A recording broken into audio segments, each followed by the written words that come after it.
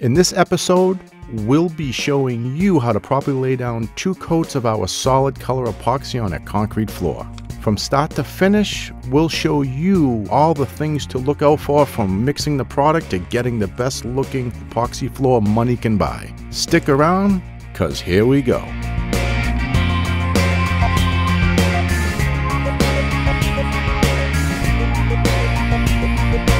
Well, we're about to get started today. Today we're going to put our color on our garage floor. But before we get started, we're going to do the foundation walls. So all that curb, that's all going to match our nice floor. So our floor is ready to go. It's grounded. We're going to get started with the mix. I've taken this 10-quart plastic bucket and I made 2 lines, 1.5 gallons. There's 128 ounces to a gallon. This is our A for our resin, and we're going to do 1/2 gallon of our B hardener. So it's very important to have some spike shoes on a job site. So these spike shoes are basically, you can get them right off our website, Coloredepoxies.com, and basically it's a bolt. You're just going to slide through, and then you're going to take a nut like this, and you're going to thread it on, and then you got a nut here to tighten them all up. And then you got these straps that you're going to strap around the shoe. And then I always recommend take some duct tape and wrap it between the spike shoes and around your foot to give you extra stability.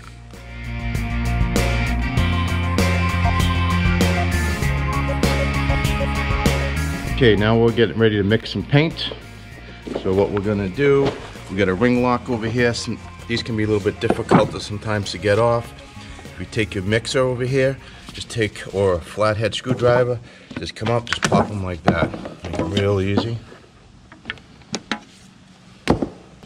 These are already pre-mixed because they come right from the plant. They're all freshly mixed.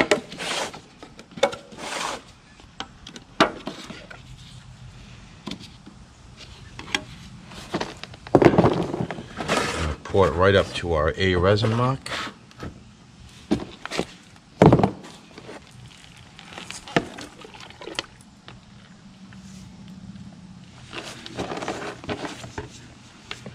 Use our spatula.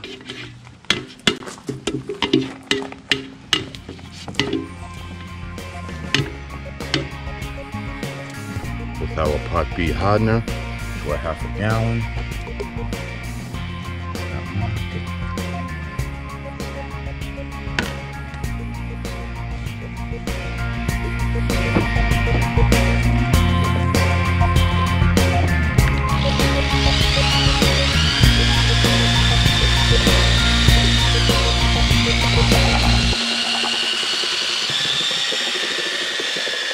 You always want to go to slow to medium speed, mix for about 3 to 5 minutes so we don't put any air into the epoxy. If you mix too fast, you'll put air into the epoxy, which will cause bubbles.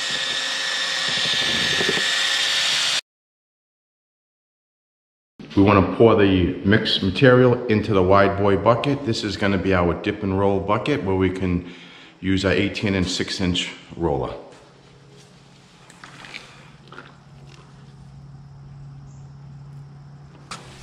Got our 18-inch roller ready, so we're ready to do our floor after. And we have our 6-inch roller here, which is what we're going to need. The combination of 2 of these with this bucket, you can always hang the roller off the side of the bucket. And then you can take this 18-inch roller and push this bucket around. So for right now, we're just going to lift it up and we're going to get started.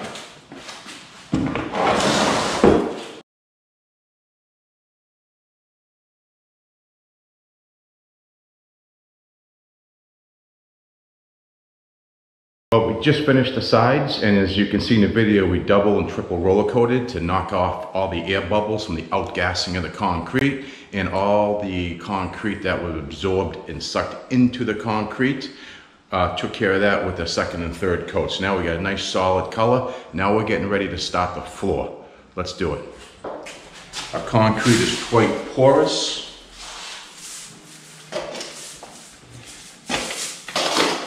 So once we get this rolled on, we're going to cross roll the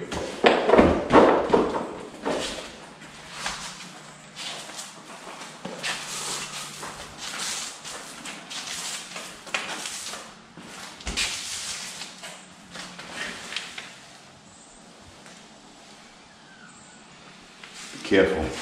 Sometimes you get pieces of concrete.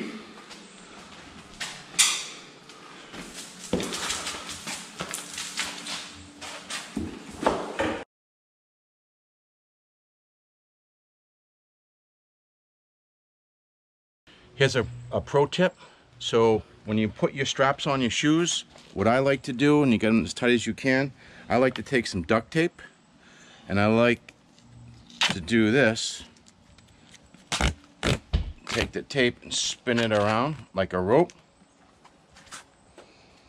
And then I like to take it around my spikes. This helps give it extra stability.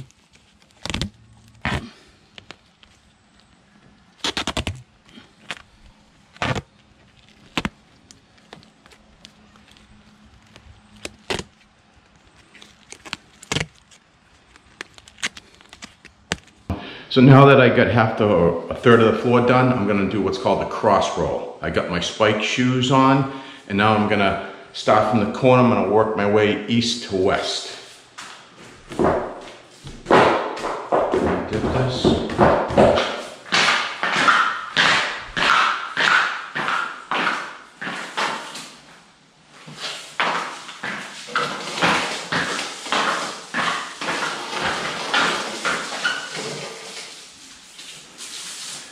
And what's happening, there's little tiny air bubbles, very small ones, and the cross roll is popping the air bubbles. We're popping the air bubbles with the cross roll.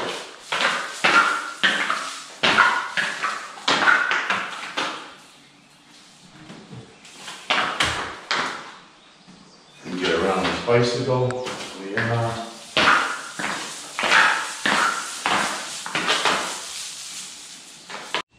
Okay, so we have our garage done, and at this point you can see the shadow from the sun, or the sunline, has caused the epoxy to bubble along with the outgassing.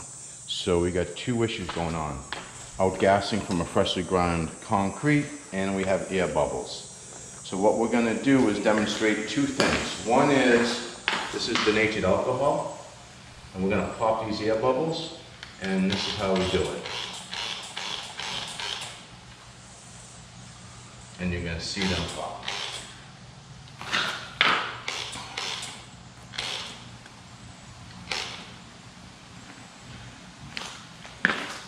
So now we have what's called fish eyes.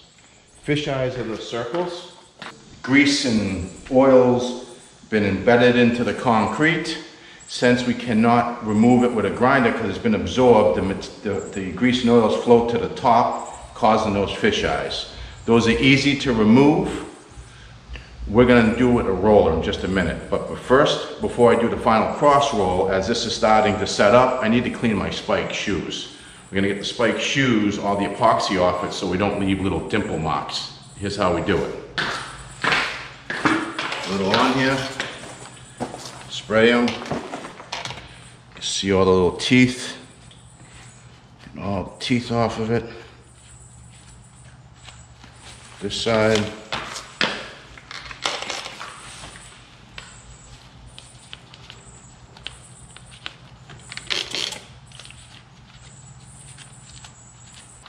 Grab our roller here, flip it over, get the excess material off. Now, when I go to roll over this, the fish eyes are going to shrink to half their size. Start right back in here. There we go. Nice clean shoes on.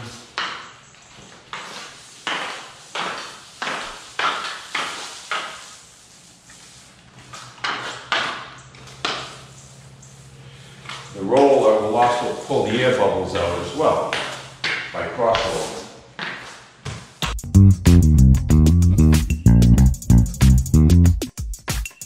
You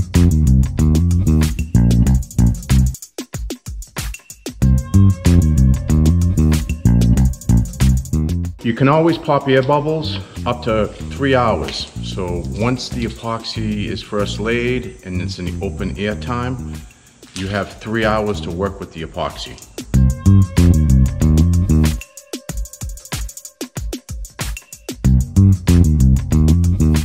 So today's the final day for our garage. We're gonna put that last and final finish coat on, and we're gonna start from the top and work our way to the bottom.